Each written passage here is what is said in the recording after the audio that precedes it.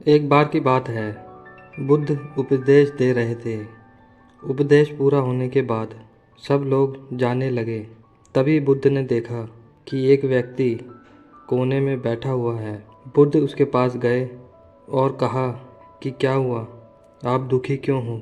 व्यक्ति ने कहा, आप बहुत अच्छा उपदेश देते हो, जिसे सुन लोगों का मन शांत हो जाता है, लेकिन मेरा मन अभी भी बेचैन है, शांत नहीं हुआ।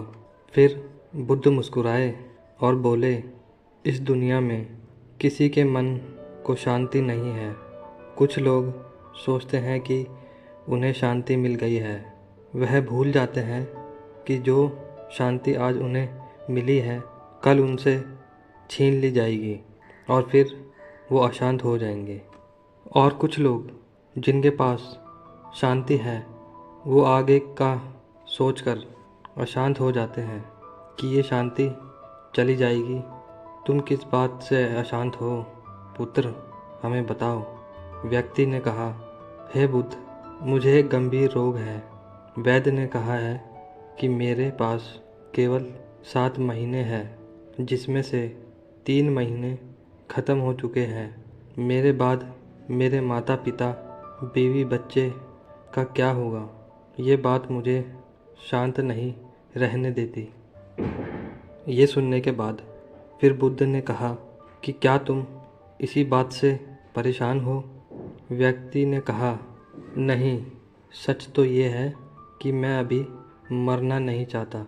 मेरे अंदर मौत का डर बैठ गया है। फिर बुद्ध ने कहा, मरना तो एक ना एक दिन सबको ही है, ये बात सब जानते हैं, और मृत्यु को कोई नहीं चाहता। बहुतों को तो ये भी नहीं पता कि उनकी मृत्यु कब होगी। तुम्हें तो उसका पता भी है कि तुम्हारी मृत्यु कब होगी, और ठीक से तुम भी अभी नहीं जानते कि तुम्हारी मृत्यु कब होगी।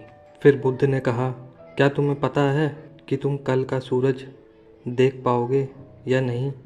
फिर व्यक्ति ने बोला, नहीं, मुझे नहीं मालूम, मुझे नहीं पता कि कल क्या होगा मेरे साथ। फिर बुद्ध कहते हैं कि अगर तुम्हें तुम्हारी बीमारी के बारे में नहीं पता होता तो तुम अपना जीवन खुशी खुशी से जीते। तो तुम अब भी वही करो, आगे का मत सोचो, अपने आज को भरपूर जियो। खुशी से जो जीवन शेष बचा है उसे जियो जो मिल रहा है, और उसे स्वीकार करो। व्यक्ति बोला कि अभी तो मैं केवल 35 वर्ष का हूँ, मैंने अपना जीवन ठीक से देखा तक नहीं, मैं अभी कैसे मृत्यु को प्राप्त हो सकता हूँ? फिर बुद्ध ने कहा, क्या तुम्हें याद है कि तुमने ये 35 वर्ष कैसे निकाले? कब ये समय बीत गया? नहीं ना? तुम्हें कुछ खास पल ही याद होंगे।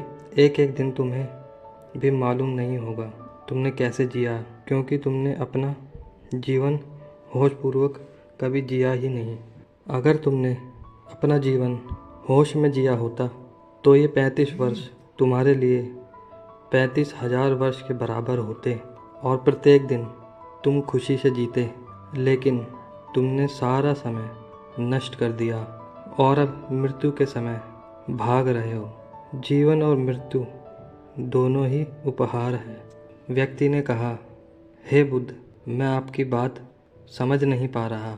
जीवन उपहार है, ये समझ में आता है, लेकिन मृत्यु भी उपहार है, ये कैसे हो सकता है?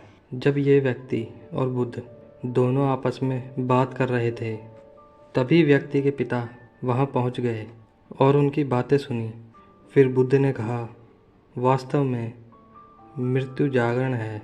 तुमने अपने जीवन के 35 साल जिए, लेकिन कभी भी तुमने जीवन के बारे में विचार नहीं किया। लेकिन मृत्यु की आहट से तुम जीवन के बारे में विचार करने लगे। मृत्यु का यही काम है, ये जीवन को जागरण की तरफ ले जाती है। अगर मृत्यु ना होती तो व्यक्ति जीवन जीने तक अंधेरे में ही रहता और कभी भी रोशनी की तरफ नहीं बढ़ता। बुद्ध ने पूछा, क्या तुम्हें जन्म से पहले का कोई ज्ञान है? व्यक्ति ने कहा, नहीं, मुझे जन्म से पहले का कोई ज्ञान नहीं है। बुद्ध ने कहा, जैसे तुम्हें जन्म से पहले का कोई ज्ञान नहीं है, ठीक उसी प्रकार तुम्हें मृत्यु के बाद का भी कोई ज्ञान नहीं है। इसलिए तुम डरे हुए हो। तुम अपने जीवन के शेष दिन को खुशी से जियो और ध्यान करो। जब तुम जीवन को समझ जाओगे तब तुम मृत्यु को भी समझ जाओगे। जो डर तुम्हारे अंदर मृत्यु का है ये भी निकल जाएगा, तब मृत्यु के उपहार को भी समझ पाओगे। बुद्ध की बातें सुन व्यक्ति के पिता ने कहा, आपकी बातें सही है, लेकिन वो हमारे लिए उपहार कैसे है? हमसे छिन जाएगा, तब हम क्या करेंगे? बुद्ध ने व्यक्ति के पिता से पूछा, क्या तुम्हें कभी किसी ने उपहार दिया है? पिता ने कहा, हाँ, मेरी बेटी ने मुझे दिया था। बुद्ध ने पूछा कि अब वो कहाँ है?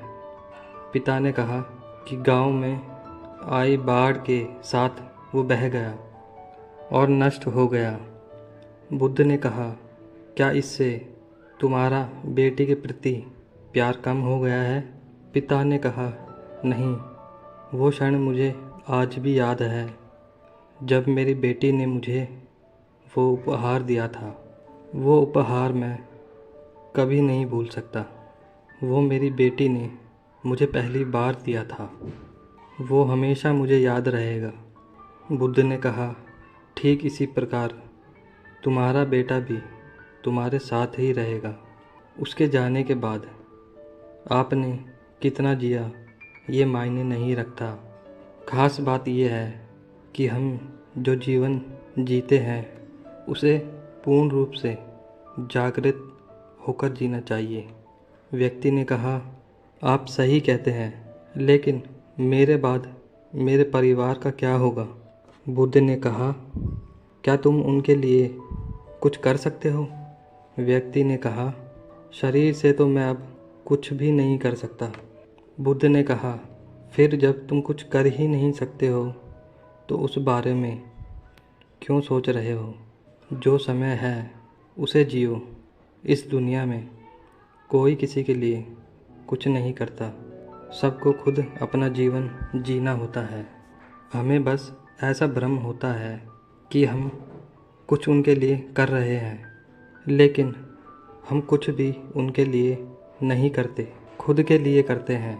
अगर आज तुम अपने परिवार के लिए ज़मीन जायदाद इकट्ठा कर रहे हो तो ये तुम उनके लिए नहीं, अपने लिए कर रहे हो।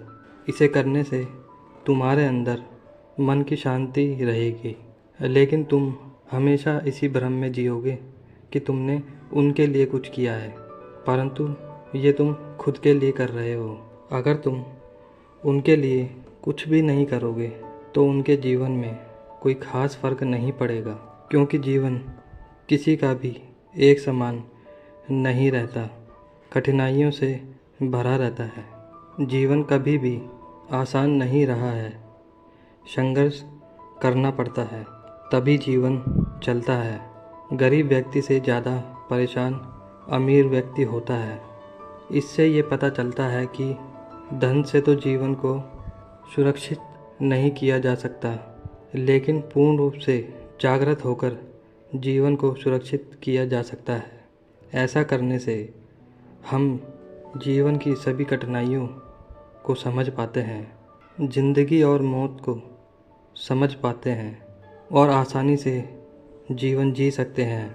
वह व्यक्ति बुद्ध की बातें सुन बोला, आपकी बातें समझ गया हूँ और अब मुझ में ये मृत्यु का भय खत्म हो गया है और अपना बचा हुआ जीवन मैं खुशी से जीऊँगा।